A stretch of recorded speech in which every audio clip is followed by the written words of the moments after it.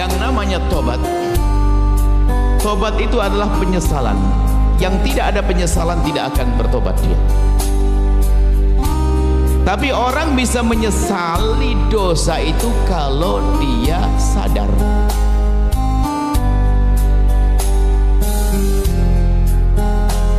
Dan orang bisa sampai kepada kesadaran kalau dia menghadirkan renungan. Artinya langkah pertama untuk tobat itu adalah kita merenungi tentang keadaan kita. Jujur, mata kita sehari ini melihat apa? Kita merenung. Lisan kita ngomong apa? Yang di hati kita apa sih yang bergolak? Apa yang kita merenungi diri kita. Dan kita harus bisa dong. Kita harus buat catatan-catatan semacam itu. Jangan sampai kita merasa tidak punya dosa, sebab dosa yang paling dosa adalah manusia berdosa tapi tidak pernah merasa dosa. Ini repot orang begitu. Tapi baginda Nabi merasa bersalah padahal tidak salah. Itu hebat.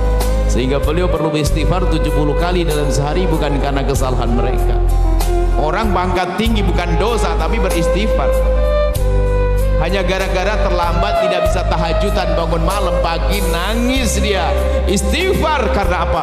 Dia merasa bahwasanya semalam tidak bisa melakukan sunnah tahajud, padahal bukan kewajiban karena pangkat tinggi. Sudah merasa bersalah. Nah sekarang Anda perlu merenungi diri Anda sendiri. Dan di saat Anda menemukan sudah sampai derajat Anda sadar bahwasanya kita melakukan dosa itu, supaya Anda tidak putus asa, gantungkan harapan Anda dengan kasih sayang Allah. Langsung Anda lihat Allah Maha Pengampun dan Allah Maha Pengasih. Supaya Anda tidak menunda tobat. Sebesar apapun dosa seorang hamba, sungguh mudah bagi Allah untuk mengampuninya. Maka kami sampaikan kepada siapapun yang hadir di sini, jika memang Anda pernah melakukan dosa, bahkan mungkin dosa-dosa, bahkan dosa-dosa besar, ingat, sebesar apapun dosa yang Anda lakukan, pengampunan Allah lebih agung dari itu semua, dengan catatan Anda menyadari itu semua dan Anda memohon ampun kepada Allah. Sederhana, at-taibu minadz-dzambi kaman la dzambalah. Maka segera bergegaslah, jangan sampai dicabut nyawa kita sebelum diampuni. Kalau kita meninggal belum diampuni dosa kita, dosa akan tampak di alam barzah. Mengerikan alam barzah. Belum lagi nanti sampai kita dibangkitkan di padang mahsyar, memperlambat langkah kita, mempersulit jalan kita, menjadikan siratal mustaqim sempit sehingga kita akan kecebur, naudzubillah. Maka mumpung masih nyawa ada di kandung badan kita, jangan menunda tobat, jangan nunda esok hari. Malam ini juga ayo kita renungi diri kita sendiri. Makanya jangan sibuk ngurusi dosa orang, merepotkan kita. Sibuklah dengan kesalahan pribadi, sibuk dengan kesalahan diri. Ingat banget memohon ampun kepada Allah setiap saat, dan istighfarlah, istighfar yang serius, istighfar atas dasar kesadaran kalau kita pernah melihat yang haram, berucap yang haram, ada melakukan yang haram, lalu kita memohon ya kepada Allah, astaghfirullahaladzim, ya Allah ampuni aku, ya Allah wahai Zat yang Maha Agung. Pastikan Anda sudah bisa. Ambil tempat yang sepi nanti malam, ambil air wudhu, lakukan sholat 2 rakaat. Kemudian Anda melanglang, Anda kembali kepada dosa-dosa Anda, dan ingat itu hanya pribadi dengan Allah. Urusan dosa kepada Allah jangan ceritakan kepada bangsa manusia, ini masalah lain. Ingat, tanda Allah mengampuni dosamu adalah di saat dirimu tidak senang menceritakan dosamu kepada manusia. Makanya urusan dosa kepada Allah jangan ceritakan kepada bangsa manusia. Manusia gak bisa memaafkan, manusia bisa merendahkan. Ini babnya lain. Cukuplah kembali kepada Allah. Sebesar apapun dosamu, lihat pengampunan Allah lebih agung. Tapi serius minta maafnya. Serius minta maafnya. Jadi sering kita punya waktu di malam hari merenungi. Merenung sebelum tidur, saat tidur terbayang, di saat kita mau tidur, jangan-jangan dicabut nyawaku nanti. Yang semua itu mungkin kita akan mati malam ini. Semoga panjang umur semuanya. Kita mungkin mati saat ini. takutlah jika ternyata dicabut nyawa kita masih ada dosa-dosa yang belum diampuni oleh Allah.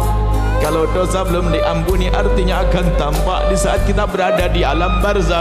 Tapi sebesar apapun dosa seorang hamba, kalau dia serius minta ampun kepada Allah, Allah janji akan mengampuni.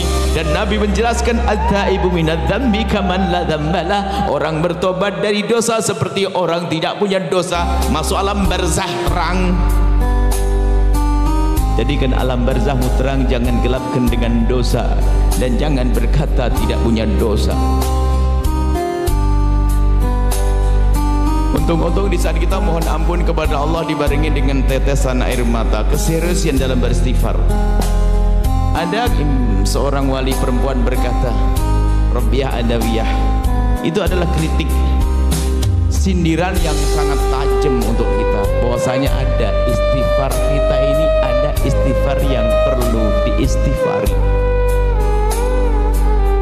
Anda, semoga anak Anda soleh-soleh semuanya. Anggap saja seorang bapak, anaknya melakukan kesalahan, kemudian minta maaf kepada ayahnya, mau minta duit dia, Bu. Sebelum minta duit, kalau belum minta maaf, kira-kira diapain sama bapaknya? Ya malah kalau sudah merasa bersalah, punya hajat dengan bapaknya, ngapain adabnya? Minta maaf dulu kan?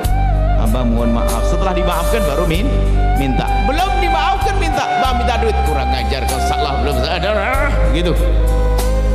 Atau dia minta maaf, tapi apa? Ayahnya di situ, dia minta, ya maafin saya ya. Kurang ngajar bener, ente ini minta maaf, mukanya kau buang ke sana. Itu dengan manusia saja nggak pantas. Bagaimana kita dengan Allah minta maaf tapi tidak menghadap kepada Allah? Apa tidak perlu diistighfari lagi itu istighfar? Pastikan Anda sesaat saja Anda menghadap kepada Allah. Astaghfirullahaladzim, yang itu ya Allah. Astaghfirullahaladzim, yang itu ya Allah. Anda sebut dosa-dosa Anda di hadapan Allah. Sayyidina Umar mengingatkan, berusahalah engkau menangis. Menangis yang istimewa adalah di saat engkau sembunyi. Orang bukan dilarang menangis di depan manusia, tapi ketahuilah, bisa saja menangis di depan manusia menangis buatan.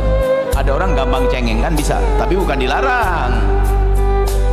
Akan tapi tanda keseriusanmu, ketulusanmu dalam menitikkan air mata adalah di saat di kamar yang sepi.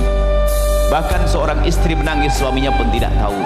Suami menangis, istri tidak tahu, tapi serius itu tangis